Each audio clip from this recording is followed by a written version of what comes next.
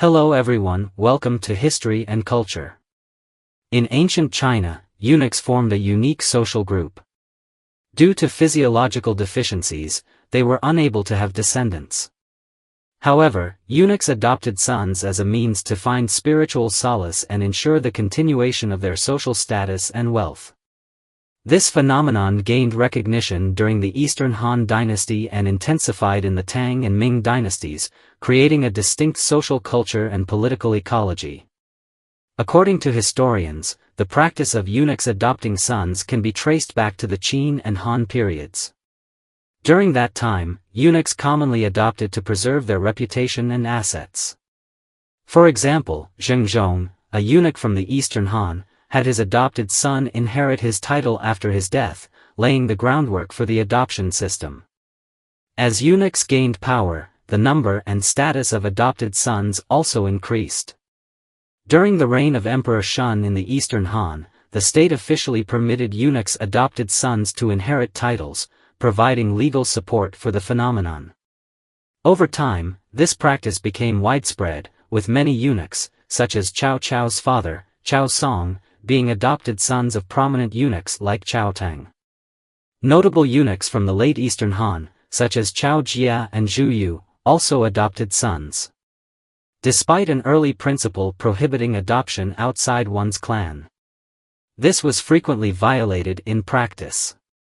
Many eunuchs adopted sons from different surnames, and while later laws attempted to regulate the number and conditions of adoptions, these regulations were often ineffective. Under the protection of power, eunuchs continued to adopt sons freely. In the early Tang dynasty, there were strict limitations on eunuchs adopting sons. But these rules were not effectively enforced. In 791 AD, during the reign of Emperor Dizong, an edict was issued to restrict the qualifications, quantity, scope, and standards for eunuchs adopting sons. On the surface, this appeared to impose constraints, indicating that the practice had become prevalent and required regulation. Historical records mention a eunuch named Yang Fugong, who had over 600 adopted sons, creating intricate power dynamics within the court. Often, these adopted sons, along with the eunuch's own influence, formed a significant and unified force, sometimes even overpowering others.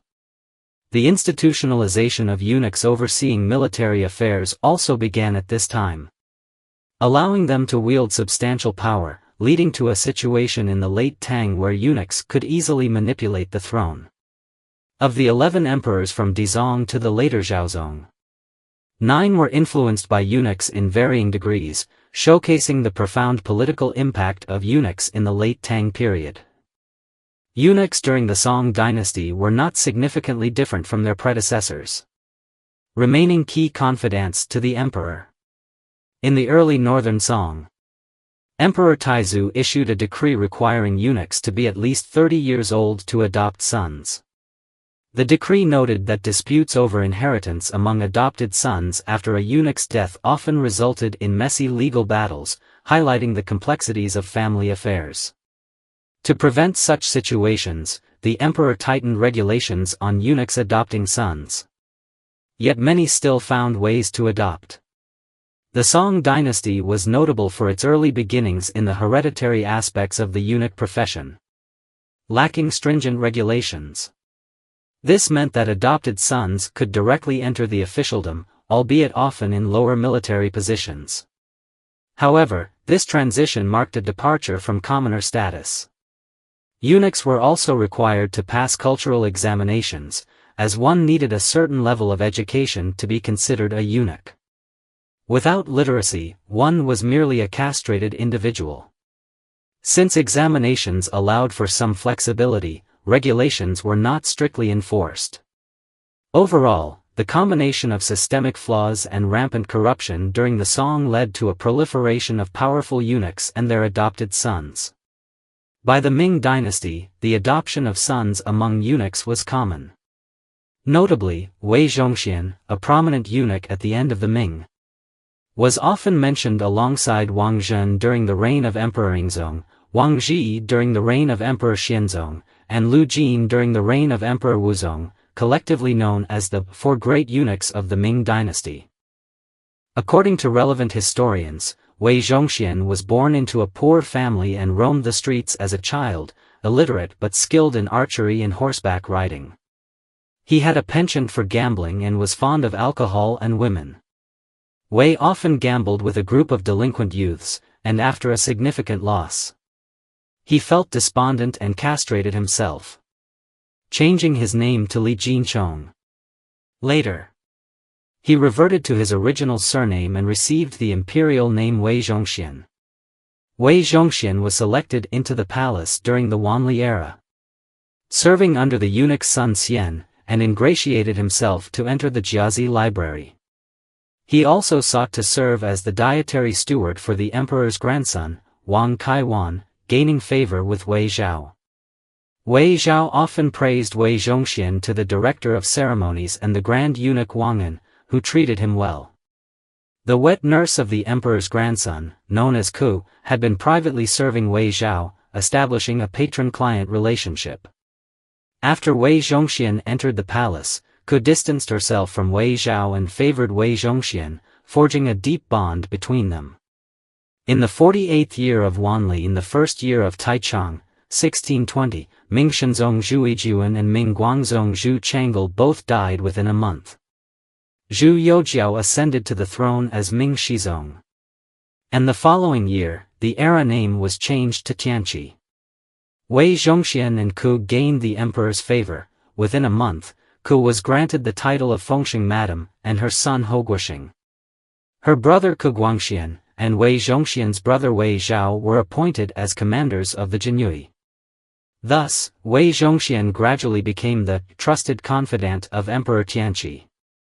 He managed the emperor's daily life and began to handle state affairs on behalf of the emperor. All memorials presented by court officials had to go through Wei Zhongxian, who could even directly annotate, according to the proposal, equivalent to the emperor's personal approval. Soon, Wei Zhongxian took control of the Eastern Bureau. He formed factions within the court, monopolizing state affairs, selling official positions, and styled himself as 9,000 years. Many of his adopted sons held important positions in the court, thereby strengthening his power. This further consolidated Wei Zhongxian's authority and played a significant role in manipulating politics, contributing to the growing power of eunuchs and resulting in major corruption. The Wei Zhongxian incident was a politically significant event in the late Ming dynasty. Some historians have commented that the phenomenon of eunuchs adopting sons was not merely a continuation of power and wealth but also a part of cultural tradition. By emphasizing adopted sons, eunuchs influenced societal understanding of family concepts and power structures to some extent. This phenomenon left a profound imprint in history and had far-reaching implications for political culture in later generations. The phenomenon of eunuchs adopting sons in ancient times is a complex sociocultural issue involving multiple facets such as power, wealth, law, and psychology.